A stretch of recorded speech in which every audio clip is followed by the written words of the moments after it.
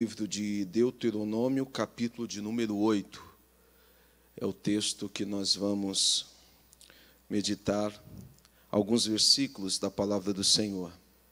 Eu estou muito feliz e me sinto honrado por poder estar com os irmãos nesta oportunidade, para juntos nós observarmos a palavra do Senhor. Você vai localizar o livro de Deuteronômio, é o quinto livro da Bíblia, no Antigo Testamento. Você vai localizar o versículo 1,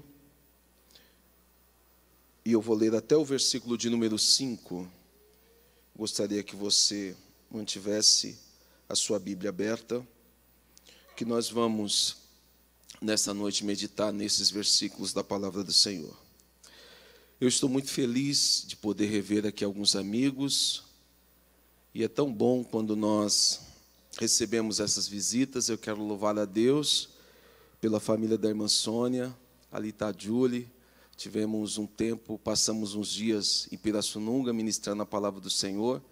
Foram, assim, dias muito agradáveis, e eu louvo a Deus também pela vida da Cíntia, onde tivemos a alegria de poder servir aqui esta igreja, a juventude aqui no Templo Central. E é bom rever os nossos amigos, que Deus possa abençoar vocês. É uma alegria poder rever todos vocês. Regis Danese, de vez em quando a gente se encontra no Rio de Janeiro, se encontrava, né? Agora nós estamos aqui para a glória de Deus. Quantos encontraram? Pode confirmar comigo dizendo amém. Eu vou ler e você vai acompanhar em sua Bíblia.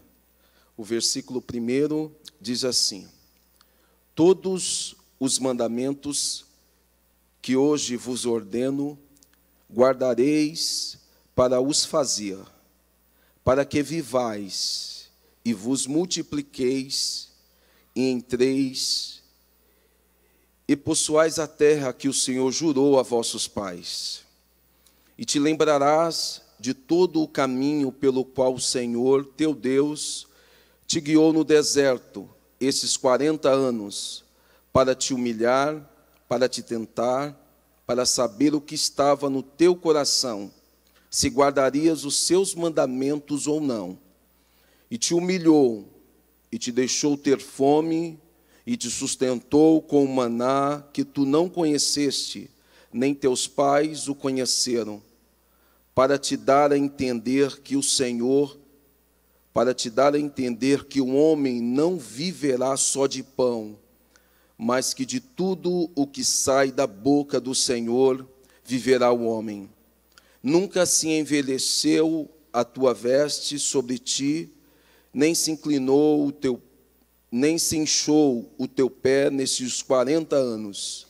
Confessa, pois, no teu coração que como um homem castiga a seu filho, assim te castiga o Senhor teu Deus.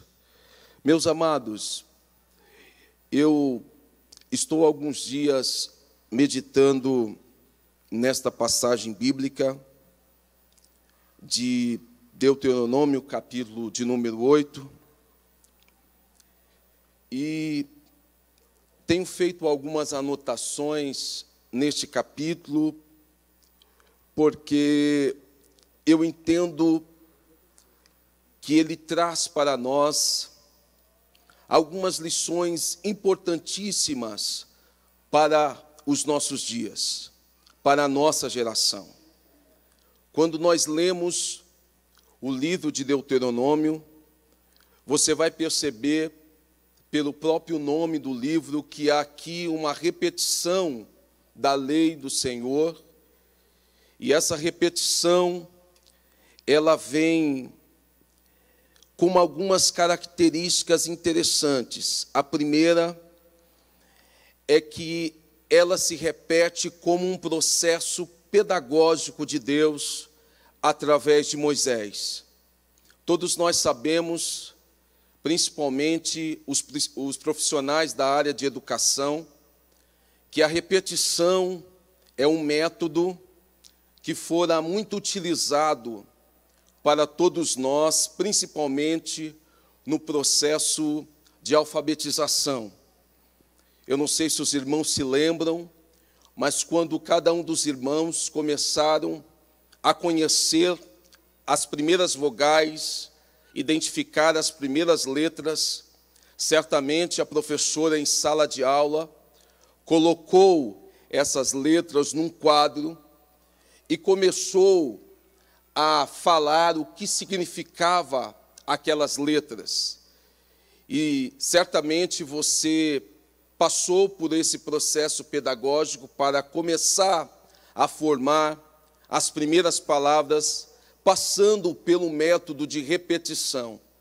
Então, o método de repetição não é uma coisa, não é uma estratégia educativa atual ou dos dias da nossa educação. Não. O próprio Deus, através deste livro, ele vai utilizar esse método de repetir a lei para que o povo de Israel não se esquecesse, para que eles se lembrassem da lei do Senhor. Essas expressões, não se esquecer ou se lembrar, ela vai se repetir nesse texto, porque era o objetivo do Senhor. O Senhor queria que Israel, de fato, absorvesse, compreendesse, recebesse esse conhecimento, porque certamente conhecer a lei do Senhor era sinônimo de desfrutar das muitas bênçãos e muitas promessas que o Senhor havia deixado para o seu povo. Quando você lê esse capítulo, você vai observar isto. Parece que a palavra-chave desse capítulo é: você vai precisar se lembrar, ou você não pode se esquecer dessa lição, desse ensinamento, desse aprendizado que o Senhor trouxe para o povo de Israel, ainda na peregrinação do deserto. Eu gosto dessa expressão porque umas coisas que nós observamos à luz da palavra é que existem promessas de Deus, existem bênçãos do Senhor que estão contidas nesse livro, que elas estão condicionadas à obediência, ao serviço, elas estão condicionadas ao guardar a palavra do Senhor. Eu quero lembrar disto nesta noite. Existem promessas que nós a denominamos como promessas condicionais. Isso significa que são promessas condicionadas à obediência.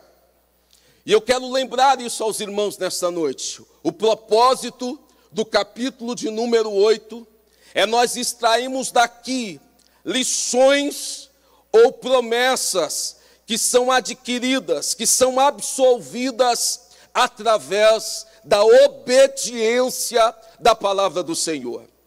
Eu quero lembrar isso aos irmãos nesta noite, porque na vida cristã, durante as nossas reuniões, durante os nossos cultos, certamente nós ouvimos inúmeras pregações, inúmeros ensinamentos da palavra de Deus, e nos esquecemos de lembrar de que muitas dessas promessas estão condicionadas à nossa obediência a Deus.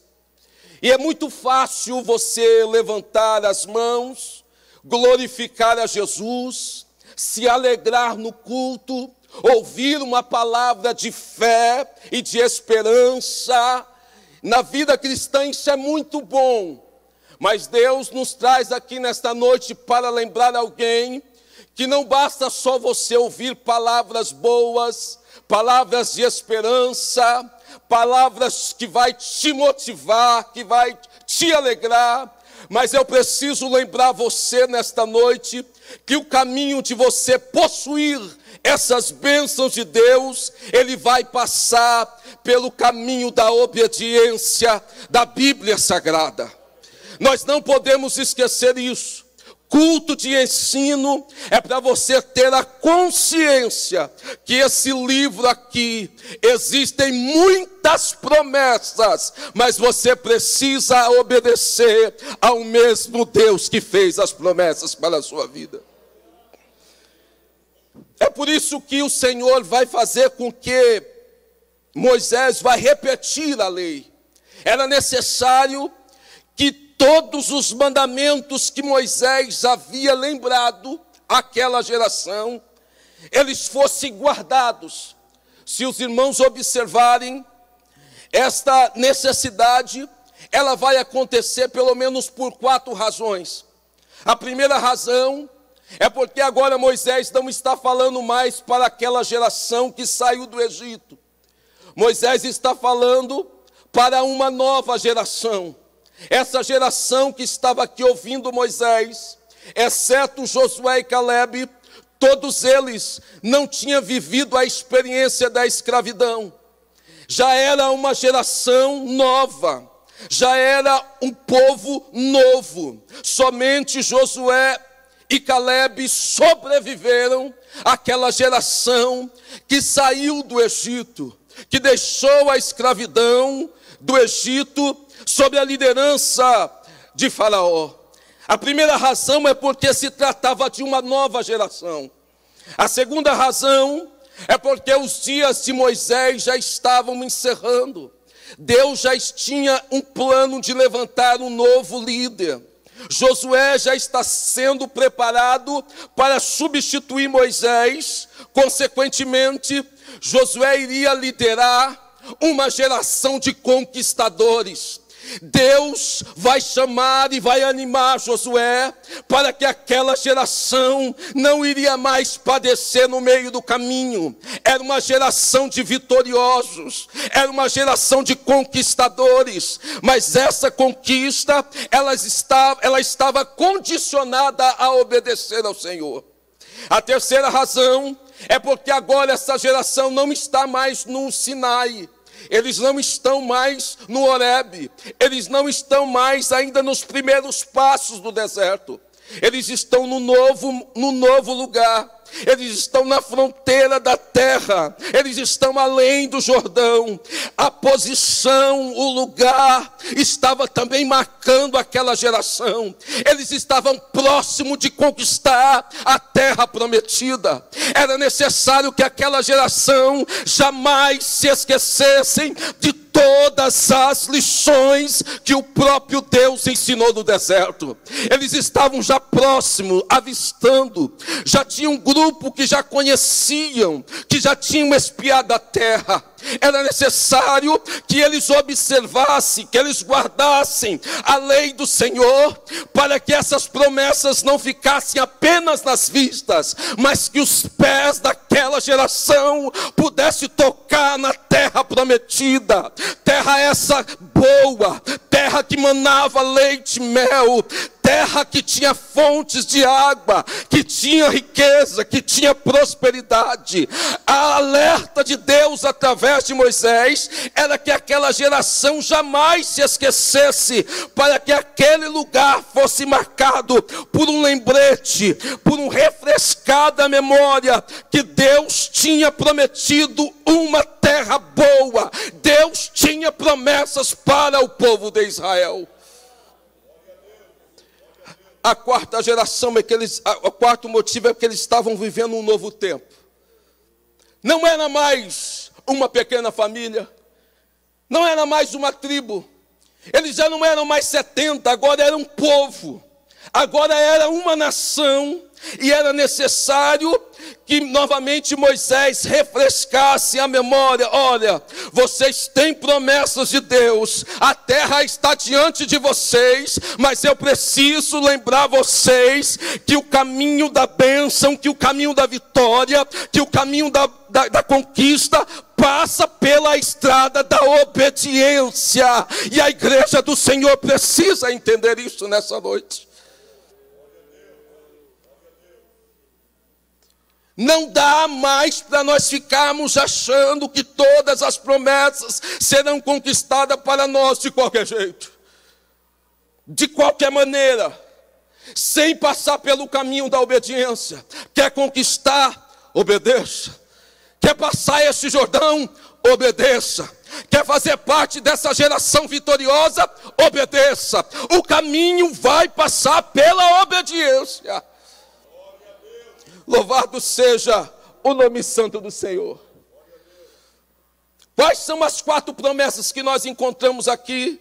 Ainda no versículo 1, o texto diz: todos os mandamentos que hoje vos ordeno, guardareis para os fazer. Para quê? Primeiro, para que vivais. A promessa aqui era de vida. A promessa aqui era de uma vida comum, não, uma vida abundante. Aquela geração não poderia perecer antes de conquistar a terra prometida. A primeira promessa que Moisés destaca é essa: se vocês guardarem os mandamentos do Senhor que hoje eu vos ordeno, que hoje eu faço vocês se recordar, eu quero dizer para vocês, vocês não vão mais fazer parte da geração que para no meio do caminho, não. Vocês vão fazer parte da geração que vive, mas não só vive, vive com abundância. O que o Senhor quer para nós não é apenas uma sobrevivência. O que o Senhor tem para a sua vida, para a sua família, é que você viva em abundância, que você prospere. Louvado seja o nome santo do Senhor. Quer ter vida e vida em abundância? Observe a palavra do Senhor teu Deus.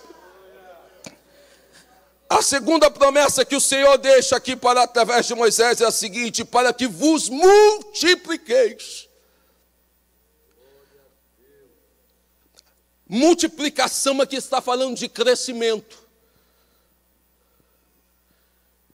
E eu quero lembrar os irmãos que não há problema nenhum em crescimento.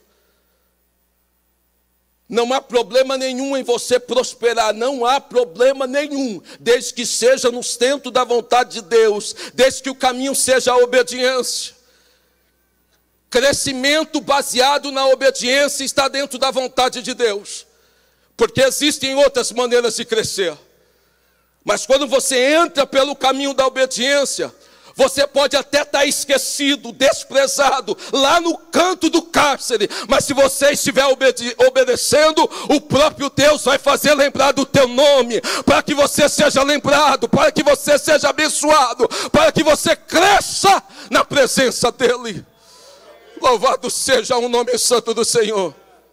Eu não sei se você já viveu isso, mas a Bíblia Sagrada tem muitos exemplos de pessoas que decidiram obedecer. Em algum momento ficaram até esquecidas, mas num determinado momento bradou do céu uma voz. O Senhor movimentou a terra e o nome dessa pessoa, o nome dessa família foi lembrado para crescimento, para multiplicação, para prosperidade. Sabe por quê? Por causa da obediência.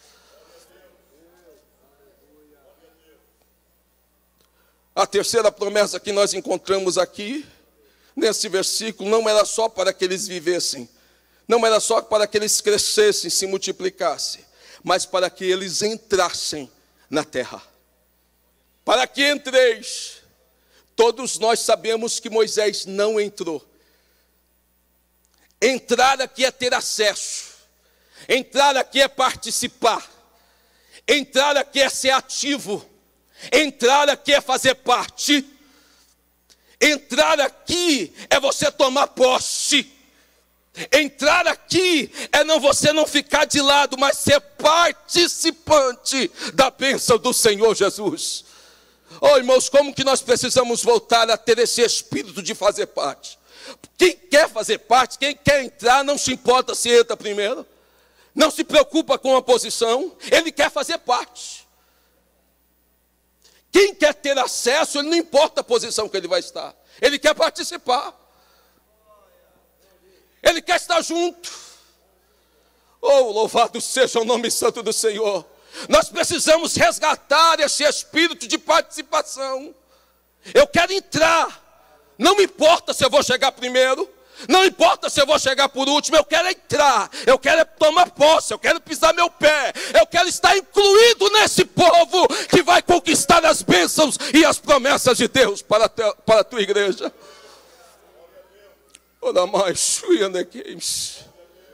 Nós precisamos resgatar esse sentimento de participar, irmãos, de fazer parte. Essa alegria, não, eu faço parte desse povo, eu faço parte desse grupo, eu faço parte dessa promessa. Moisés olhou, mas não entrou.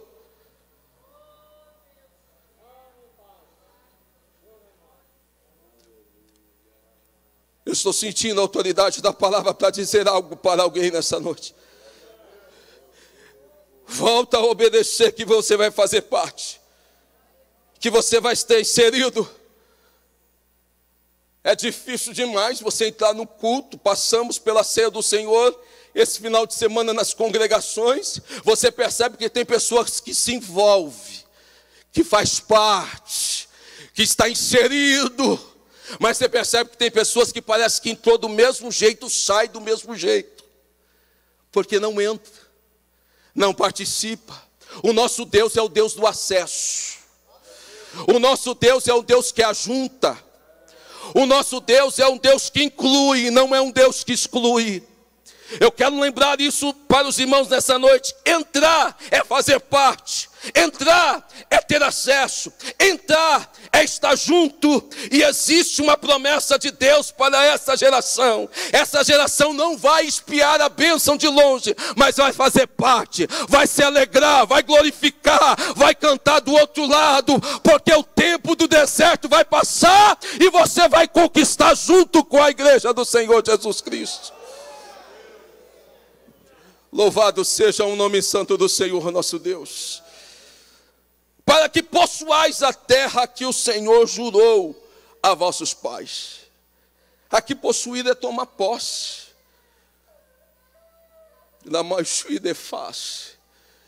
Aqui possuir é tomar posse. Não é meu. Isso é para a minha vida. Isso é para a minha família. Isso aqui está envolvendo o sentimento de fé, de determinação, de coragem. Eu estava ouvindo um palestrante ontem e vendo a determinação dele. Ele falou, não, tem hora que a gente tem que ser ativo. Temos que ter coragem. A igreja precisa reagir, nós não podemos ficar mais passivos. Existem promessas de Deus para a nossa vida que estão inseridas aqui. Quando eu digo que é o Deus da família, Ele tem que estar na minha casa e na minha família. Não é só da boca para fora. Eu tenho que tomar posse disso. É o Deus da minha casa, é o Deus do meu lar. Quando você começar a perceber, rondar sobre a sua casa um espírito de depressão, de tristeza profunda, um desânimo que vem tomando conta dos seus filhos, da sua esposa, quando você começar a perceber esse sentimento, diz, não, essa casa, ela está protegida com o sangue do Cordeiro. Os meus umbrais têm a marca da promessa para a minha vida. Tome posse. Não baixe a guarda, tome posse. Existe promessa para a sua vida. Está obedecendo o Senhor. E aqui eu acho interessante que essas lições aqui, elas são lições extraídas no deserto. Observem comigo no texto. O texto diz assim, e te lembrarás de todo o caminho pelo qual o Senhor teu Deus te guiou. Se o Senhor guiou, Ele estava presente. Se o Senhor guiou, Ele estava no comando. Se o Senhor guiou, Ele conhece o caminho. Se o Senhor guiou, Ele vai garantir a vitória. O texto diz que o Senhor guiou pelo deserto. Agora imagine 40 anos. Tem que confiar ou não tem que confiar? 40 anos aguardando a promessa de Deus. O percurso era curto, o percurso se fazia em dias, mas foram 40 anos que eles precisavam entender, que eles precisavam daquele tempo, confiando, o Senhor está no controle. O Senhor está no controle, Ele está guiando. A presença dEle está dentro da sua vida. Não importa quanto tempo você está vivendo debaixo da obediência e sem tomar posse. O importante é que Ele está contigo. O importante é que Ele está guiando os teus passos. Todos nós sabemos que o Senhor vai guiar o povo com uma coluna de fogo à noite, com uma nuvem de dia, mas Ele está guiando. Olá mais, filho, é fácil. Quando a nuvem subia, o povo entendia, está na hora de a gente levantar o acampamento. É Deus guiando. É Deus dando comando. E quando você obedece, irmão, você foge à lógica. Quando você obedece, você contraria às vezes até a própria vontade. Porque obedecer, ela está muito ligada à vontade de Deus, não à sua. Normalmente quando você obedece, você não faz aquilo que está dentro do seu coração, você faz o que está no coração de Deus. Parece até uma coisa assim, ilógica, parece até uma decisão, vamos dizer assim, com prejuízos, mas o importante é que Ele está guiando. Porque obedecer, quando vai de encontro com a nossa vontade, não é obediência, é conveniência. E tem gente que pensa que está obedecendo, se olha, eu estou fazendo a vontade de Deus. Não, é a minha vontade, é a sua vontade. Normalmente, quando você obedece, você contraria a sua própria vontade. Observe seu filho. Ele está querendo uma coisa e você diz que não. Ele queria muito, mas por obediência, ele cede e dá lugar à vontade do pai. Não é assim que acontece? Fica contrariado, triste, faz beicinho, mas obedece. Obedecer é fugir, às vezes, das nossas próprias vontades, dos nossos próprios interesses. Isso é você colocar total confiança em Deus. Se Ele está guiando, eu estou obedecendo. Se Ele está guiando, eu vou fazer a vontade dEle. Ah, mas está contrariando o meu desejo, o meu projeto, não me importa. Ele é que está no comando. Se Ele está no comando, certamente você vai chegar do outro lado. A bênção do Senhor vai estar sobre a sua vida. Não importa o tempo que Ele vai te guiar. O importante é você estar no centro da vontade do seu Deus. O texto diz assim, Ele te guiou no deserto, ou seja, Ele não deixou você sem rumo, ou seja, Ele não deixou você sem direção, ou seja, Ele não deixou você perdido, Ele não deixou você desamparado, Ele te guiou. Ele não só te guiou esses 40 anos, mas o texto diz para te humilhar. Essa palavra humilhar, no original, ela tem uma raiz da mesma palavra afligir. Afligir está ligado com o processo de apertar. Apertar para tirar o caldo. Apertar para tirar a essência. É muito parecido com o processo da oliveira. É muito parecido com o processo ali da azeitona. É como se o próprio Deus pegasse Israel assim, olha, eu vou te apertar, eu vou te humilhar, para saber o que é que está dentro do seu coração. O texto diz isso. O Senhor diz assim, ó, para te humilhar, para te tentar, para saber o que estava no seu coração.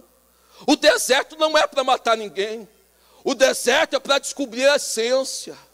É para descobrir o que está dentro do seu coração. Aquilo que ninguém vê, Deus vê através do processo da humilhação. Aquilo que ninguém observa, aquilo que ninguém conhece, Deus conhece através desse processo pedagógico. O texto diz, Ele te guiou, mas Ele te humilhou e te apertou de tal forma para saber exatamente o que tinha dentro. O deserto, Ele faz isso conosco. Ele nos permite revelar as nossas essências. Ele quer saber se você vai permanecer íntegro, se você vai permanecer de pé, se você vai permanecer fazendo a vontade do Senhor. Ele vai descobrir se você murmura, se você reclama, se você desiste. Esta humilhação não é para te matar, é para fazer revelar as suas essências. O que tem de maior valor vai ser descoberto nesse momento que o Senhor começar a te humilhar. Louvado seja o nome santo do Senhor. Ele te humilhou e te deixou ter fome. Mas o interessante aqui é que o Senhor diz também, mas te sustentou. Porque o processo divino é assim mesmo. Você passa por alguma escassez, mas isso é só por um tempo. É só o momento do Senhor tratar com você, te apertando.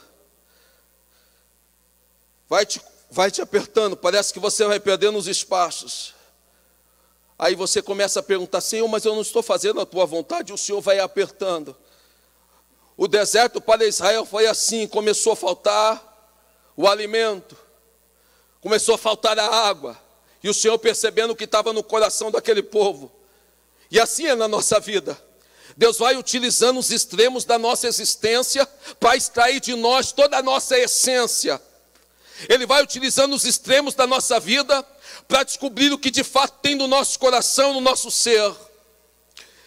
No deserto foi da mesma forma. O Senhor começou a apertar Israel, a água, o alimento. E quando o povo começava a clamar o Senhor enviava a resposta. Porque o texto diz que o Senhor humilhou, mas o Senhor também sustentou.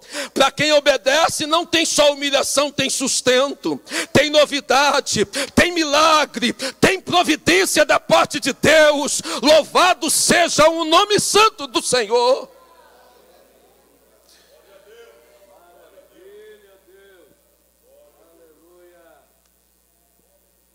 Outro dia eu estava dizendo no círculo de oração. Nós passamos um período de uma escassez muito grande. Uma escassez familiar, financeira. Mas era muito difícil. E aí eu chegava no culto e ninguém percebia. Ninguém notava. Fiz um planejamento. Pensei comigo. Falei, meu Deus, eu vou organizar a minha vida, programar a chegada do meu primeiro filho, vou fazer um estoque de coisas para a criança, a gente chama enxoval. Todo mês eu ia para o supermercado, fazia um estoque de fraldas descartáveis, e estou pensando comigo, não vou precisar de chá de fralda, não vou precisar comprar nada, presente vai ser só para as pessoas vão trazer aquela lembrancinha, não vou precisar de nada. Pensando comigo. Programamos, eu me lembro que eu fui pregar no Custódio Pereira, e tem dia que parece que não vira, quem é pregador sabe. Parece que você está pregando no meu auditório e não está recebendo. Desci cabisbaixo, pensei comigo, não vou falar mais. Me lembro até a mensagem que eu preguei naquele dia.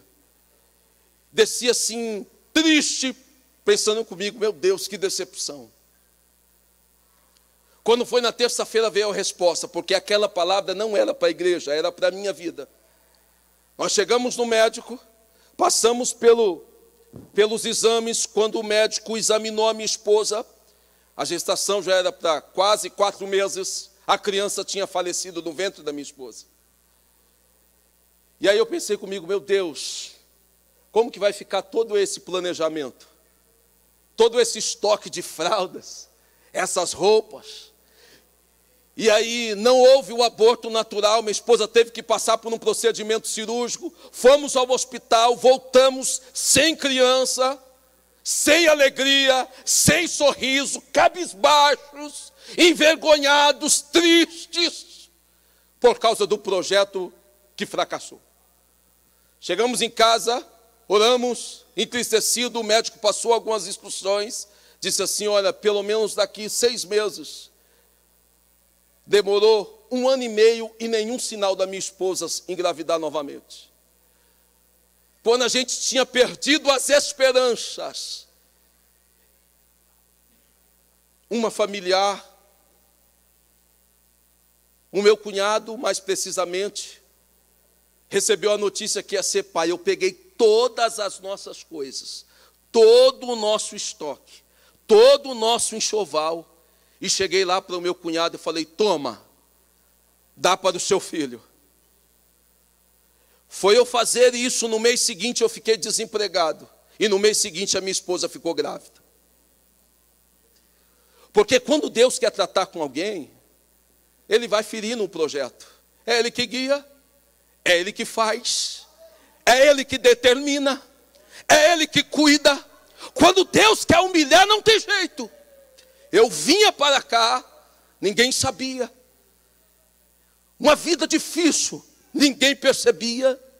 Eu me lembro que eu trabalhava ali no apoio ao púlpito, e as pessoas não notavam. Veio a chegada do meu filho.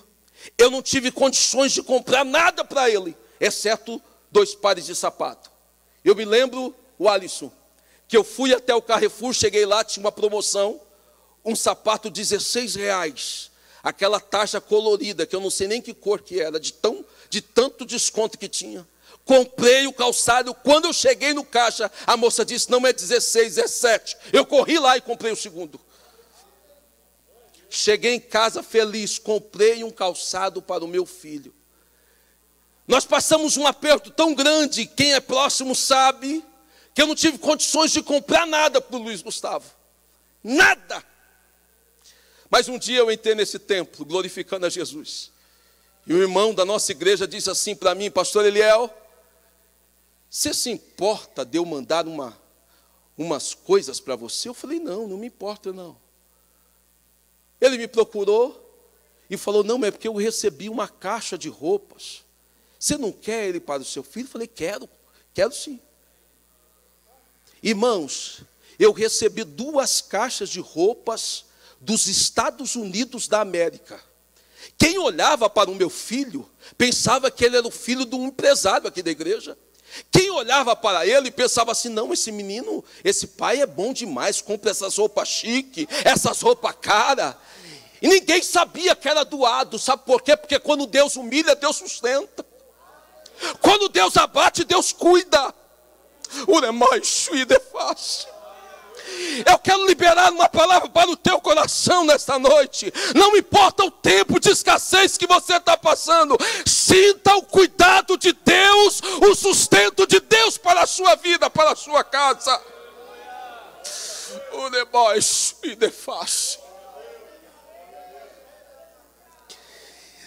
Nunca andou tão bem vestido quanto naquela época. É por isso que o texto diz que o povo caminhou no deserto e as roupas não estragaram. É porque quando Deus cuida, Deus provê. E quando Deus provê o melhor. Deus provê com prosperidade. Deus provê de forma excelente. Eu quero que você nessa noite receba essa palavra da parte de Deus. Quer viver o milagre de Deus? Obedeça. Obedeça, dependa dele. Ele vai te humilhar, mas ele vai cuidar de você. Ele não vai deixar faltar, porque o Deus que nós servimos é um Deus fiel. De pé em nome de Jesus. De pé em nome de Jesus.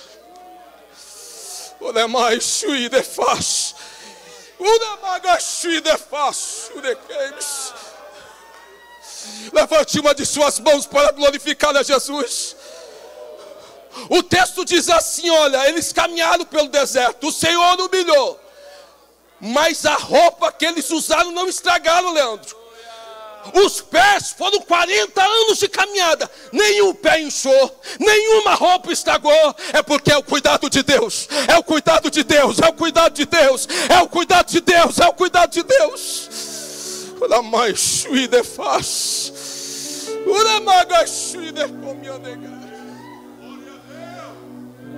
Adore a Ele, adore a Ele. O deserto não vai te matar. Isso é só para você aprender. Isso é só para você compreender e viver na dependência do Deus Todo-Poderoso. As lições do deserto é essa: obedeça, dependa, viva o tempo de escassez, mas entenda que vai ser tempo de milagre na tua vida. Deus fará coisas extraordinárias na tua casa.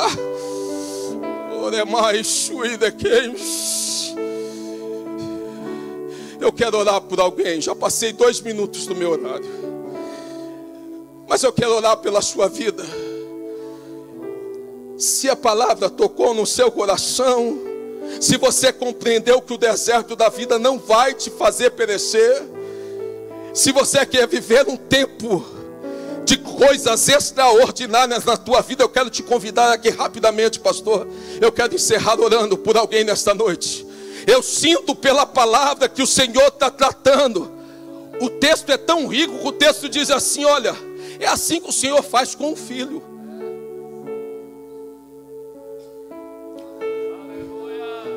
Filho se ensina, da mãe como é fácil. Filho se educa. É por isso que o Senhor te traz aqui nessa noite para te lembrar todos os mandamentos que o Senhor teu Deus vos deu ou vos ordenou. Ele está te fazendo lembrar nesta noite. As lições do deserto é essa. Primeiro, Ele vai te guiar. Segundo, Ele vai te humilhar. Ele vai te apertar para saber o que está dentro do seu coração.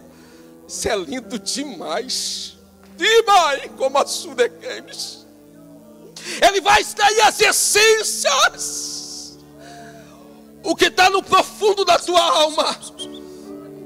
Mas quando você passar por isso, Ele vai te sustentar. O texto diz que Ele deu um maná. O maná era um alimento novo.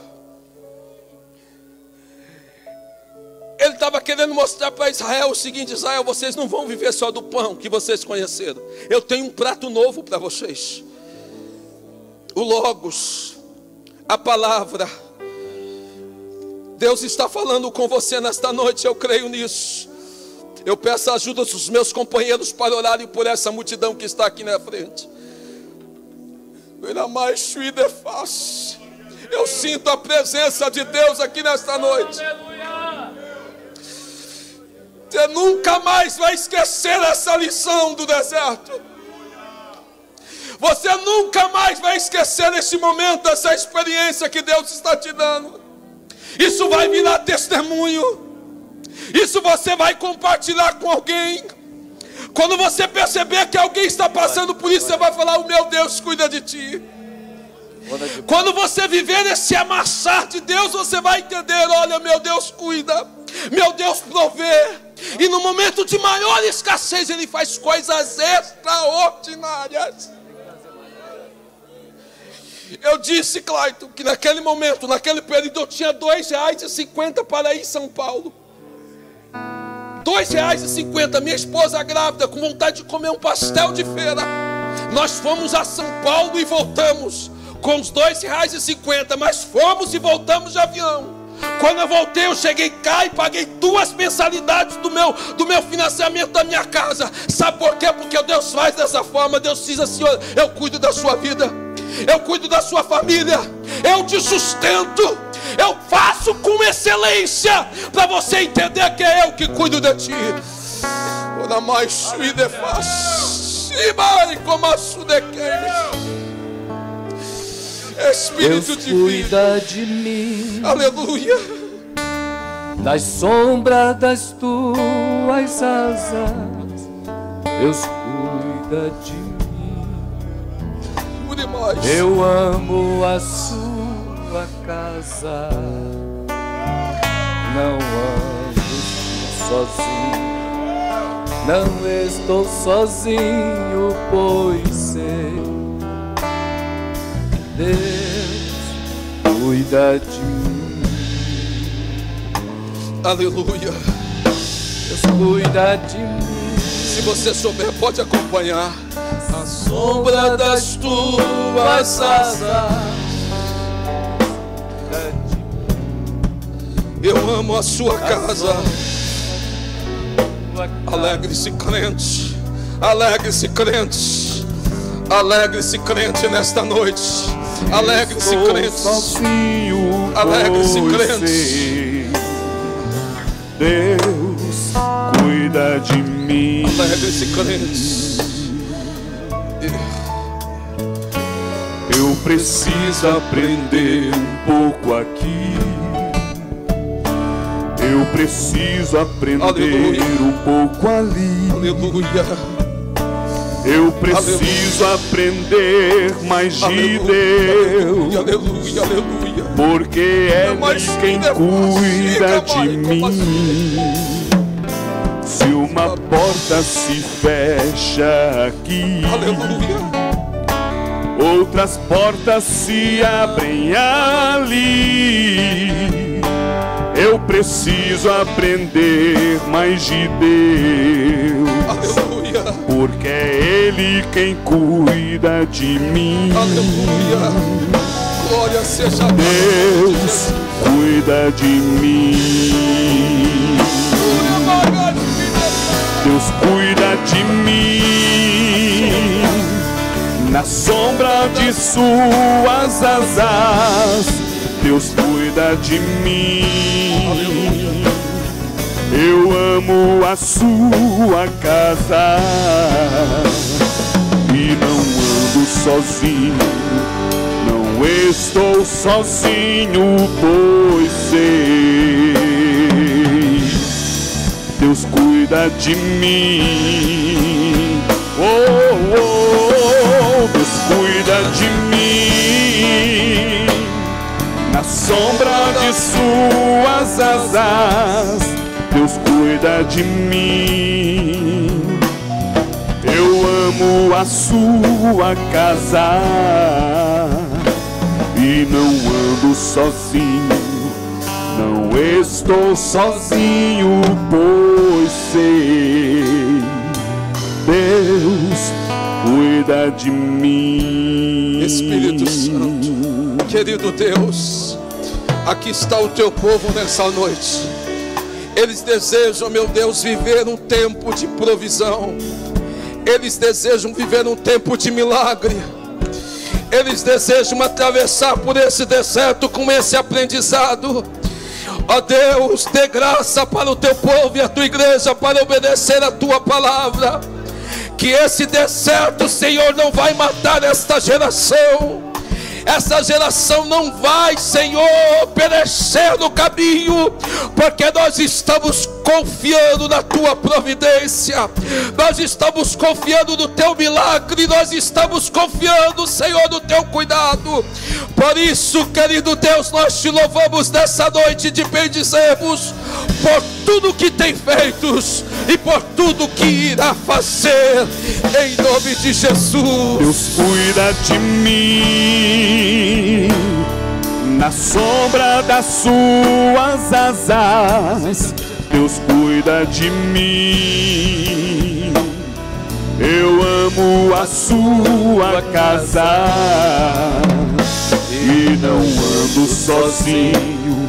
Não estou sozinho, pois sei, Deus cuida de mim.